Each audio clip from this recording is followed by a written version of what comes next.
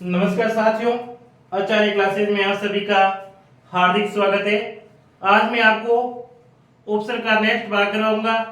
इससे पहले हमने 15 उपसर्ग के बारे में जानकारी प्राप्त की। कितने उपसर्गों के बारे में साथियों जानकारी प्राप्त की? 15 उपसर्गों के बारे में साथियों हमने जानकारी प्राप्त की थी। और 15 उपसर्ग था हमारा 15वां उपसर्ग कौन सा था? अधि उपसर्ग था। 15 उपसर्ग कौन सा था? अधि। 15 उपसर्ग साथियों कौन सा था? हमारा 15वां अधि उपसर्ग है, वो हमारा 15वां उपसर्ग था। और आज हम उपसर्ग हमारे संस्कृत में कुल मिला के कितने होते साथियों? तो हमारे संस्कृत में कुल मिलाकर के 22 उपसर्ग होते हैं। कितने उपसर्ग होते हैं? तो संस्कृत में कुल मिलाकर के 22 उपसर्ग होते हैं। कितने उपसर्ग होते हैं? 22 उपसर्ग होते हैं, जिसमें जिनमें से 22 उपसर्गों में से हमने 15 उपसर्ग है के बारे में जानकारी प्राप्त की।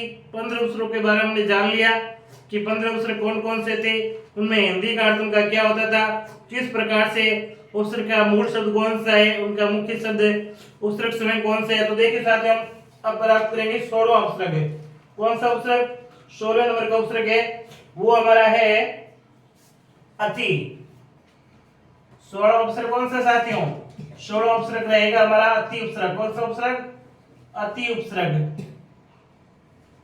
अति, ठीक है ना। 16वां उपसर्ग कौन सा है? अति है। और इसका अर्थ क्या होता है साथियों? अति का अर्थ होता है अधिक या परे। अधिक या परे, इसका अर्थ क्या होता है? अधिक या परे होता है। इसके उदाहरण देखो साथियों, जैसे अतिक्रमणम, अति कर्मणम,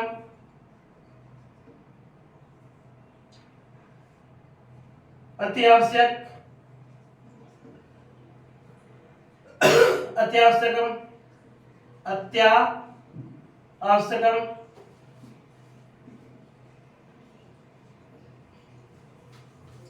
जैसे अत्यंत, अत्यंत,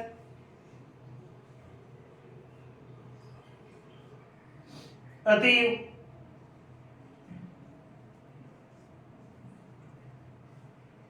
जैसे अत्याचार,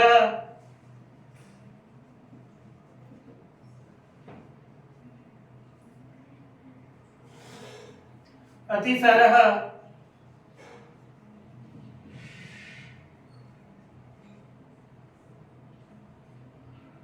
और अत्यधिकम, अत्यधिकम।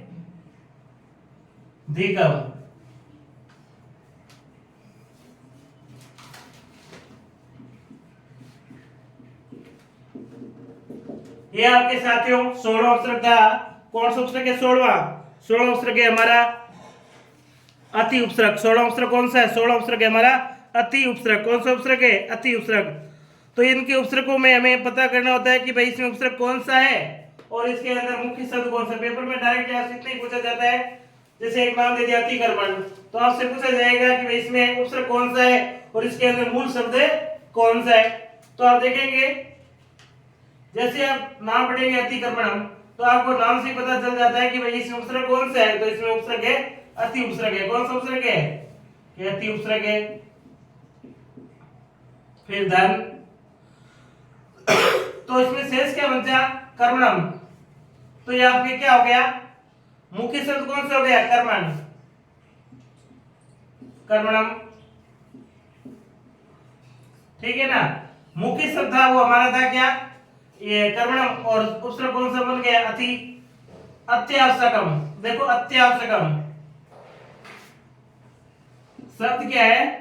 अत्यावश्यकम। तो इसमें क्या है? यण संधि है, यण संधि है।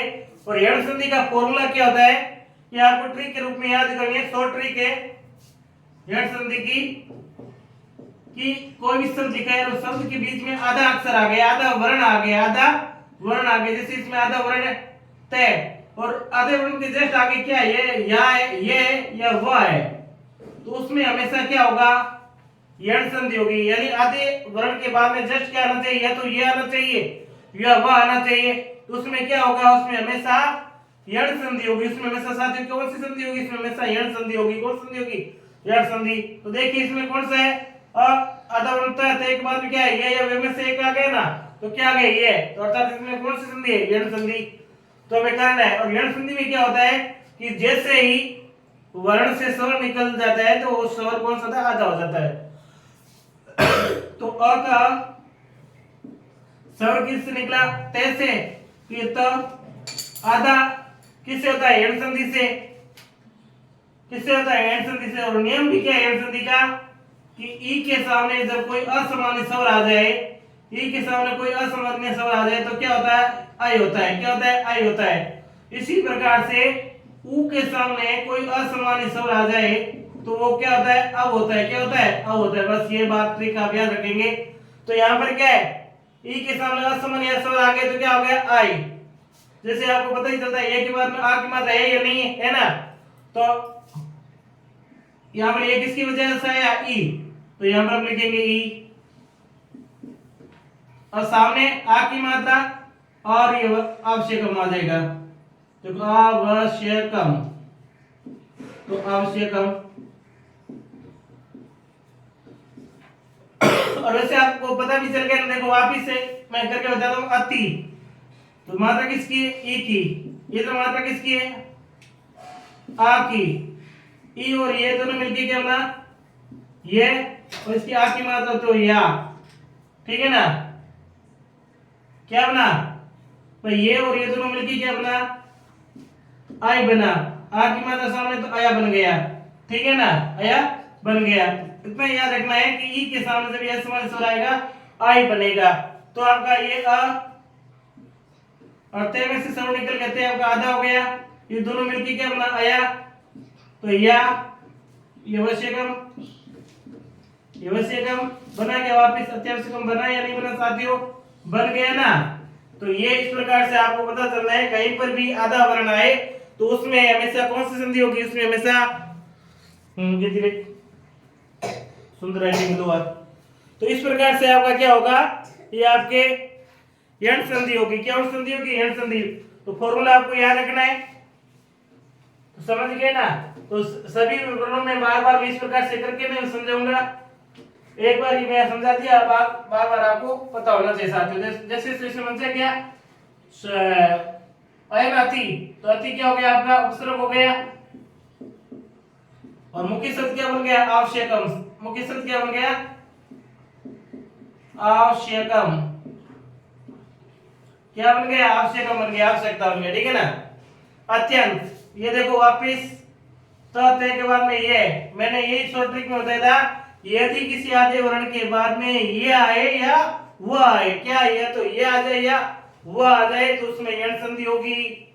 ते उसके सामने क्या है, ई की मात्रा है, ये तो ये है, तो अर्थात ये क्यों आया कि जब असामान्य ई के सामने कोई असामान्य स्वर आता है तो ये आता है, आई आता है ना। तो ते में से किसकी मात्रा आ जाएगी, अति, अति। शेष के मतलब अयंत, अयंत अर्थात अत्यंत। अत्यंत में क्या हो गया, उपसर्ग तो आपका अति हो गया, और मुख्य शब्द कौन सा हो गया, अत्यंत हो गया। कौन सा हो गया, अत्यंत हो गया। कौन सा हो गया साथियों, अत्यंत हो गया। अति बड़ी की मात्रा, अर्थात दृढ़ संधि, क्या दृढ़ संधि। तो इसमें कौन सा हो गया, आ और ती, अति छोटा, और सामने सेंस के अंदर ई और व, तो ई क्या हो गया आपका मुख्य शब्द हो गया, अति आपका उपसर्ग हो गया साथियों। अत्याचार, वापिस या आ गया, अर्थात आधे वर्ण के सामने या आ गया, तो इसमें भी यण संधि, तो वापिस इसमें भी क्या आ जाएगा, अति आ जाएगी। अति धन, या तो आ गया, पीछे आ की मात्रा और चार, तो क्या हो गया, अति अचारः, अति अचारः। तो उपसर्ग तो कौन सा हो गया आपका अति, और आचार्य क्या हो गया आपका मुख्य शब्द, क्या हो गया, आचार्य हो गया। मुख्य शब्द कौन सा हो गया साथियों, आचार्य हो गया। अतिसार, कौन सा, अतिसार।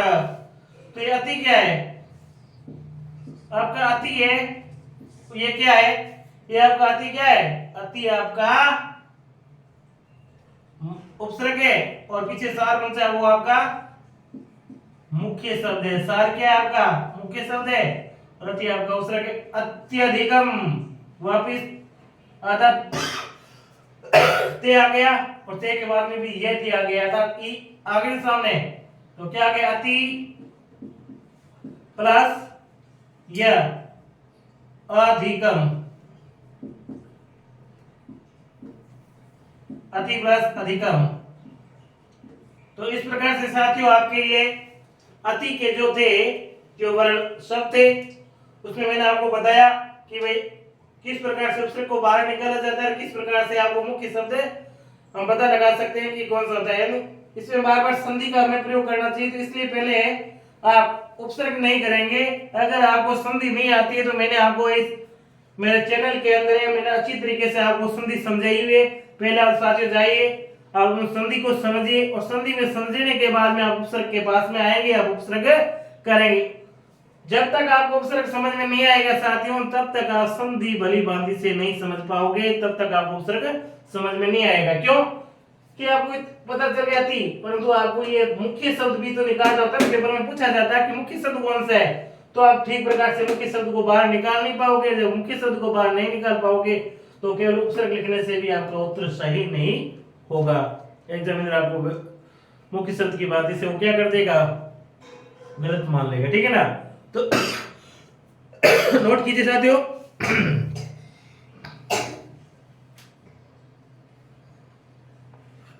अब हमारा 12वां, ये इसके 17वां उपसर्ग है और 17वां उपसर्ग कौन सा है हमारा, तो 17वां उपसर्ग रहेगा साथियों अपि। कौन सा उपसर्ग है, अपि उपसर्ग है। 17वां उपसर्ग है अपि।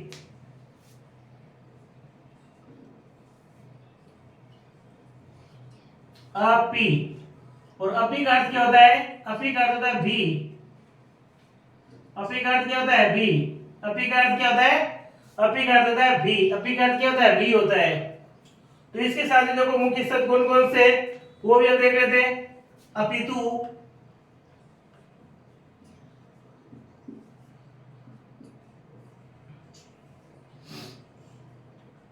अपिहितम, अपिहितम,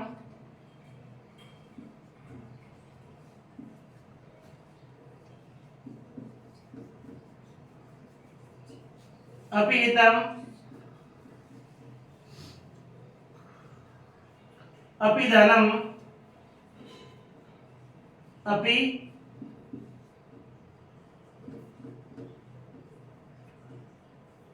अपिजातः,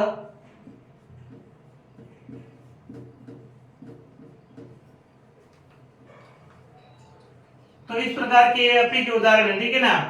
अपि का अर्थ क्या होता है, अपि का अर्थ होता है भी। अपि का अर्थ क्या होता है, भी होता है। अपि का अर्थ क्या होता है साथियों, अपि का अर्थ होता है भी। अपि का अर्थ क्या होता है, अपि का अर्थ होता है भी। अपि का अर्थ क्या होता है, अपि का अर्थ होता है आपका भी। देखिए साथियों अपि के उदाहरण आपको नाम से पता चलता है, अपि, अपि, अपि और अपि। इसका मतलब क्या है कि नाम के आगे, शब्द के आगे क्या अपि आ गया, तो अर्थात इसमें अपि उपसर्ग आपका आ गया। अब अपि आपका उपसर्ग हो गया तो बचा क्या शेष, तू। तो एक मुख्य शब्द के रूप में क्या बचा, केवल तू ही बचा, ठीक है ना। अपि प्लस तू, अपि तू।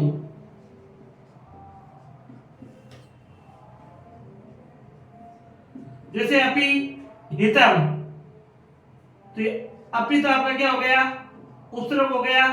जो हितम है क्या है, हितम। हितम आपका मुख्य शब्द हो गया। हितम क्या हो गया आपका, हितम आपका मुख्य शब्द हो गया साथियों। हितम क्या हो गया, मुख्य शब्द हो गया। अपि धानम, तो अपि क्या हो गया आपका वापिस, अपि आपका उपसर्ग हो गया। जो धानम है वो धानम आपका मुख्य शब्द हो गया। अपि जात, अपि आपका क्या हो गया, अपि आपका मुख्य शब्द हो गया, उपसर्ग हो गया, और जात आपका मुख्य शब्द हो गया, ठीक है ना। अपि इस प्रकार से, ठीक है ना साथियों। तो नोट कीजिए, फिर हम आगे बढ़ते हैं।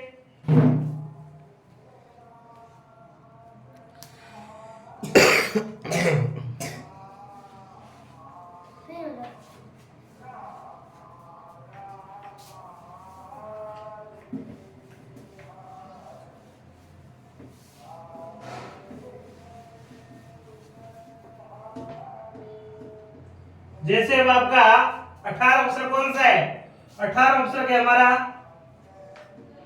सु, और सु का अर्थ क्या होता है?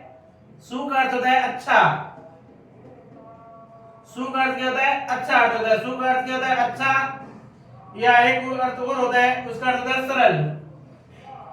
सु का अर्थ क्या हो गया? अच्छा या सरल, ठीक है ना। सु का अर्थ क्या हो गया? अच्छा या सरल साथियों। सु का अर्थ क्या हो गया? अच्छा या सरल। तो सु के उदाहरण देखो, स्वागतम,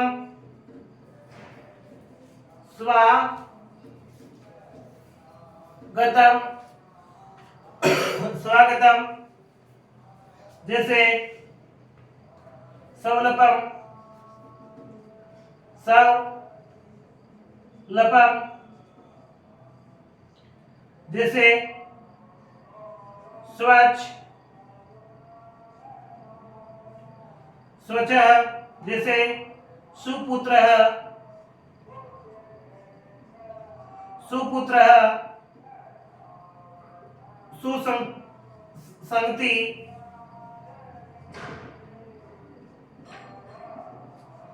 सुसंगति।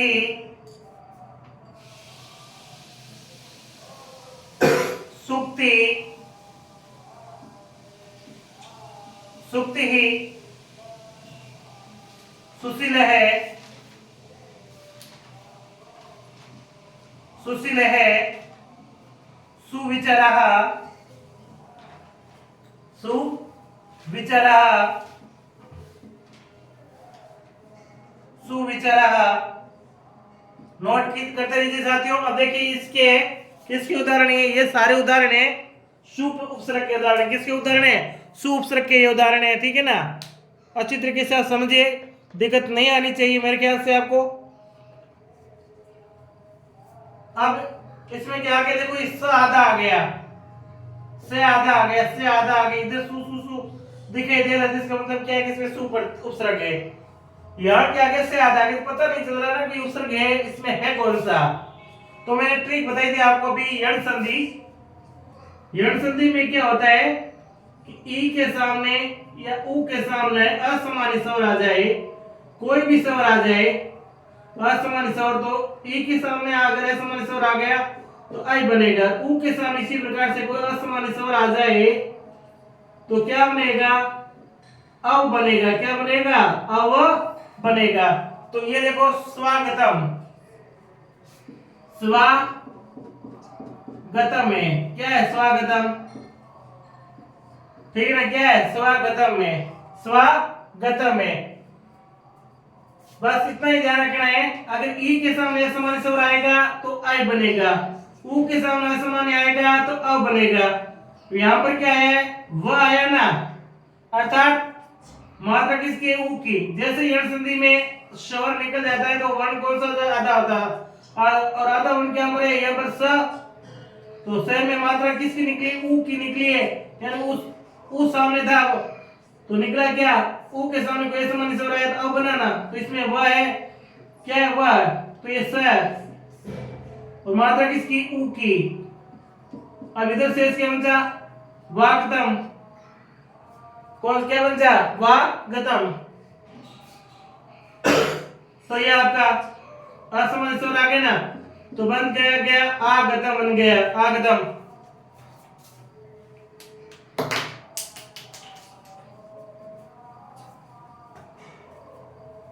क्या बन गया? आगतम। देखिए कैसे बना ये आगतम, वापस मैं समझाता हूं। इस आगतम की बातें से देखिए, अब स में मात्रा किसकी है? उ की है। क्या है? से के अंदर मात्रा किसकी है? उ की मात्रा। किसकी मात्रा है? उ की। और सामने क्या है? उ के सामने कोई समझ से आ गया ना, उ आ गया, यानी उ के सामने वापस उ नहीं आया, कोई अलग कोई स्वर आ गया। तो ये आपका अलग कोई स्वर आ गया। जैसे उ के सामने है कोई अन्य स्वर आया तो क्या बन गया? अव बन गया। मात्रा किसकी थी? आ की, इसलिए हमने अवा कर दिया, ठीक है ना। अब जैसे इसके अंदर स्वर निकला तो से क्या हो गया? आधा। क्या हो गया? से आधा। ये आपका अवा। पीछे क्या बचा? गतम। तो ये गतम नाम क्या बना साथियों? स्वागतम। बनाक नहीं बना तो इसका मतलब क्या आ गया? सु तो आपका क्या हो गया? उपसर्ग। आगतम क्या हो गया? आपका मुख्य शब्द, ठीक है ना। सु क्या हो गया उपसर्ग और आगतम क्या हो गया आपका मुख्य शब्द हो गया। आगतम क्या हो गया आगतम आपका मुख्य शब्द हो गया। इसी प्रकार से सवलपम एक और समझा देता हूं। सवलपम सवलपम क्या है सवलपम में मात्रा किसकी है वह आ गया ना सही के सामने अर्थात स्वर किसका निकला ऊ का तो वह आएगा ना ऊ और सामने क्या मतलब वह तो है और ऊ के सामने कोई अन्य स्वर आएगा तो ये वह बनेगा ना तो वह सामने क्या और बना क्या अल्पम सुअल्पम कैसे एक बार और लिखो बी में बी को बी में गराड़ी को बी में लिख दे। सु प्लस अल्पम मात्रा किसकी है ऊ की मात्रा किसकी ऊ की इधर मात्रा किसकी है अ की ऊ के सामने असमानी स्वर आ गए तो क्या बन गया अ बन गया क्या बन गया बन गया ना जैसे से के अंदर ऊ की मात्रा निकली तो से क्या हो गया आधा हुआ नहीं हुआ तो ये आपका वह पीछे लपम तो मुख्य शब्द क्या बन गया सौरपम तो यानी सौरपम में सौर का उपसर्ग कौन सा हो गया सु और मुख्य शब्द क्या हो गया अल्पम सु अल्पम तो सु साथियों क्या हो गया आपका उपसर्ग और ये अल्पम क्या हो गया आपका मुख्य शब्द हो गया अल्पम ठीक है ना अल्पम क्या हो गया आपका मुख्य शब्द हो गया सोच इसी प्रकार से सोचे भी वापिस यही है सु और सामने क्या गया सोच है तो सु धर्म इच्छा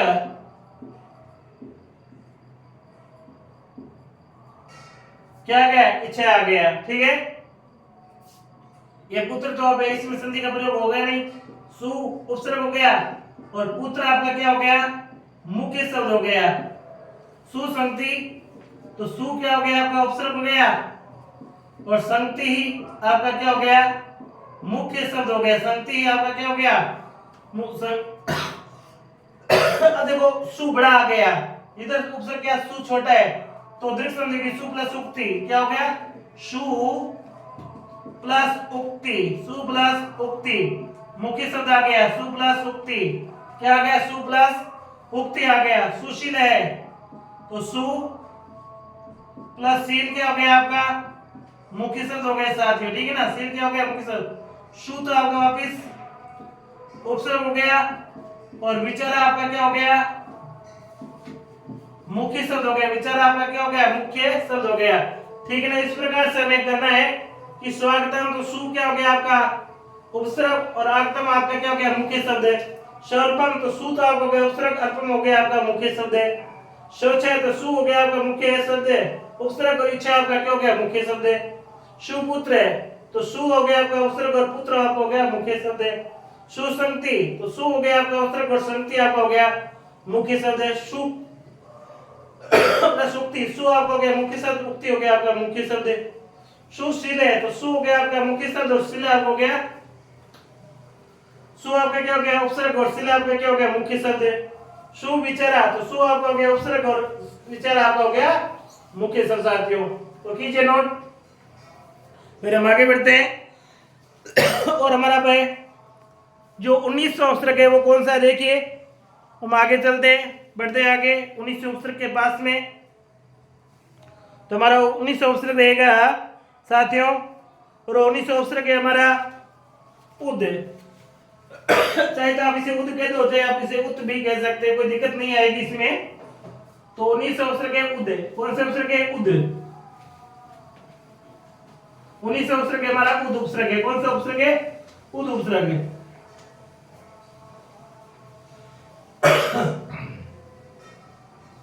15 उपसर्ग के साथ ही हमारा उद उ और द और उद का अर्थ क्या होता है तो उद का अर्थ होता है आपके ऊपर या श्रेष्ठ उद का अर्थ क्या होता है ऊपर या श्रेष्ठ उद का अर्थ क्या होता है ऊपर या श्रेष्ठ ठीक है उद का अर्थ क्या होता है ऊपर या श्रेष्ठ इसके उदाहरण देखिए साथियों जैसे उत्थानम उत्थानम जैसे उच्चारणम उच्चारणम, जैसे उल्लेख,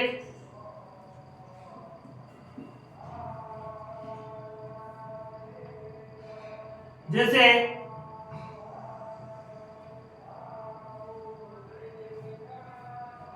उत्कीर्णम,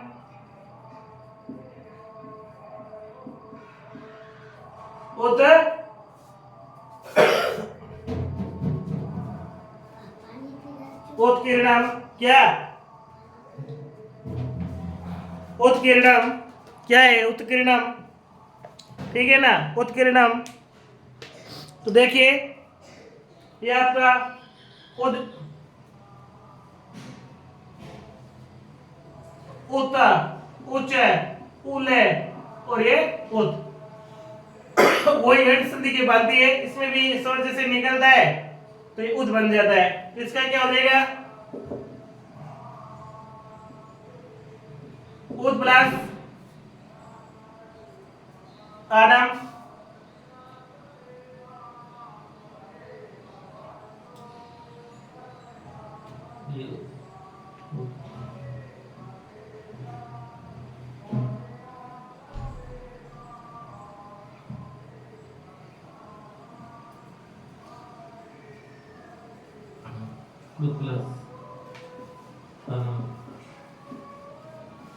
उच्चारण के उद प्लस चारणम, उल्लेख के उद प्लस लेख और उत्कीर्णम के उद प्लस किरणम, ठीक है ना साथियों। तो ये आपके उद के, ठीक है ना, उद प्लस नामम, उतानम, उद प्लस तानम, उच्चारणम, उद प्लस चारणम, उल्लेखम, उद प्लस लेख, उत्कीर्णम, उद प्लस किरणम। तो ये आपके उद के थे। अब हमारे यहाँ मात्र 3 उपसर्ग, कितने उपसर्ग रहे, मात्र 3 उपसर्ग रहे, वो रहे हैं केवल 3 उपसर्ग। तो लिखिए साथियों, फिर हम आगे बढ़ते हैं।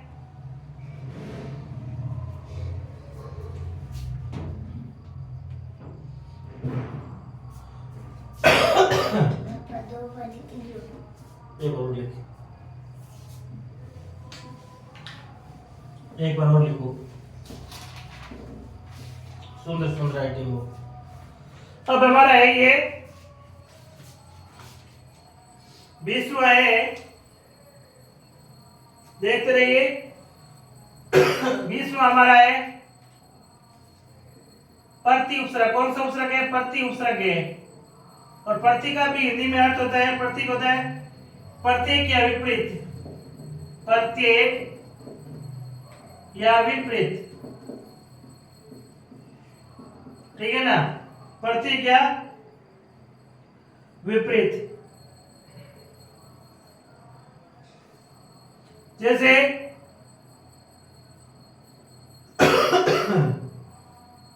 प्रत्येक, प्रत्येक है प्रतिरूपम, प्रतिरूपम, प्रत्युत्तर, प्रत्युत्तर, प्रत्याक्षा,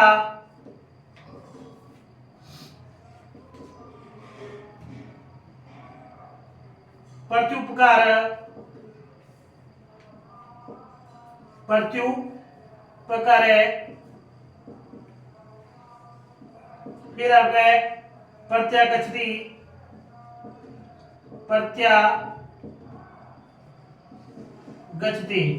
तो ये आपके साथियों प्रति उपसर्ग के उदाहरण थे। किसके उदाहरण थे, प्रति उपसर्ग के उदाहरण थे। किसके उदाहरण थे, प्रति उपसर्ग के उदाहरण थे।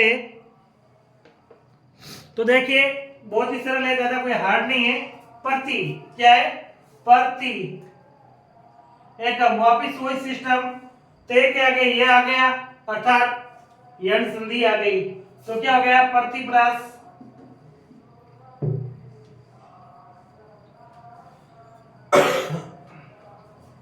प्रति प्लस ए आ गया ना, प्रति प्लस एक, प्रति प्लस प्रति है और रूपम है, तो प्रति तो आपका क्या हो गया, उपसर्ग हो गया, और रूपम आपका क्या हो गया, मुख्य शब्द हो गया। प्रत्युत्तर यण संधि आ गया, प्रति प्लस उत्तर, प्रत्यक्षा तो प्रति प्लस आशा, बहुत ही सरल है। अब बार बार यण संधि की उदाहरण समझाने की जरूरत नहीं है। प्रति प्लस उपकार, प्रति आपका उपसर्ग हो गया और उपकार आपका क्या हो गया, मुख्य शब्द हो गया। प्रत्यागति तो प्रति आपका क्या हो गया, उपसर्ग हो गया, और आगति आपका क्या हो गया, उपसर्ग है, मुख्य शब्द हो गया। ठीक है ना, क्योंकि मैं आपको पहले ही समझा दिया था, यण संधि बार के करके समझाने की बार बार आवश्यकता में है नहीं।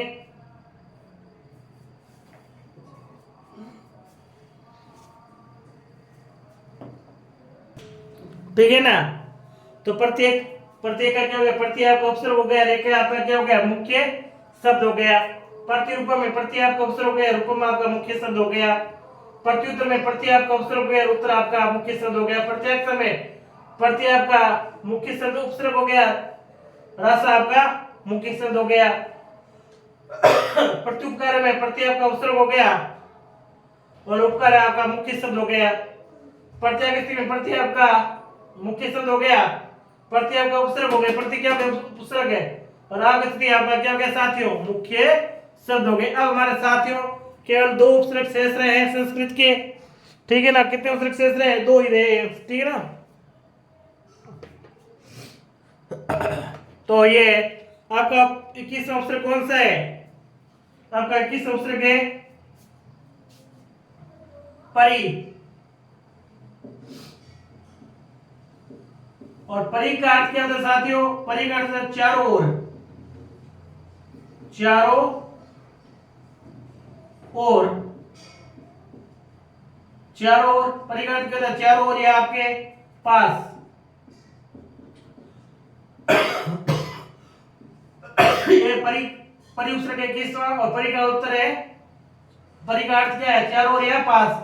तो इसके उदाहरण कौन कौन से हो देखिए, परिजना, परिजना,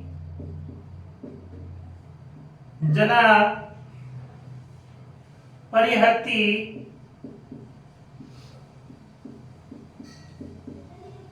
परिहर्ति, परिवस्ती, परिवस्ती।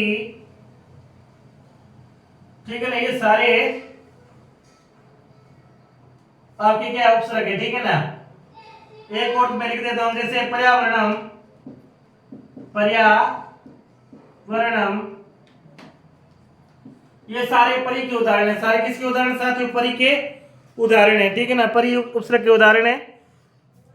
जैसे अब इसमें क्या है, परि आ गया, क्या आ गया, परि, तो परि तो आपका क्या हो गया, ये आपका उपसर्ग हो गया। शेष क्या बचा, जना, तो जना आपका क्या हो गया,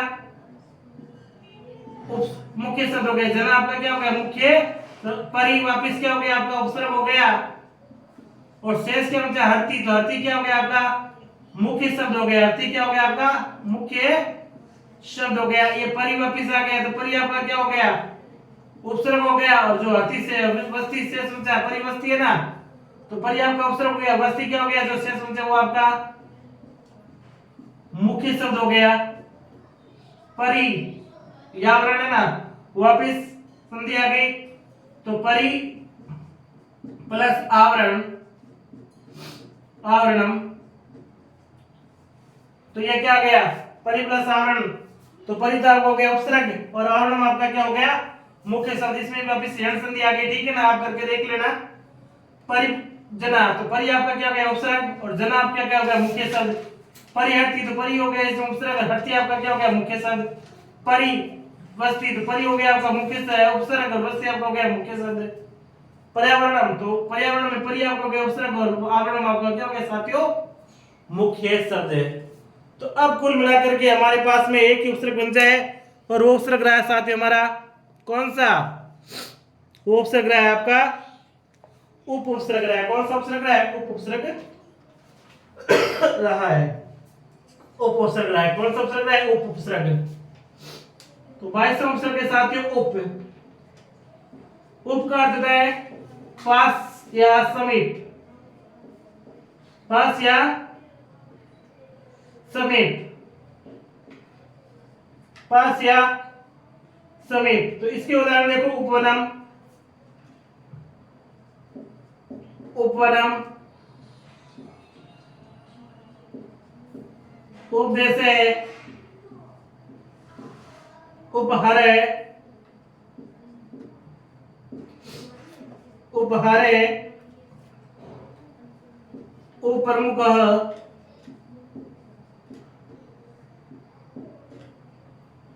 उपवास, ये सारे क्या उप के उदाहरण है। उपदिष्टि,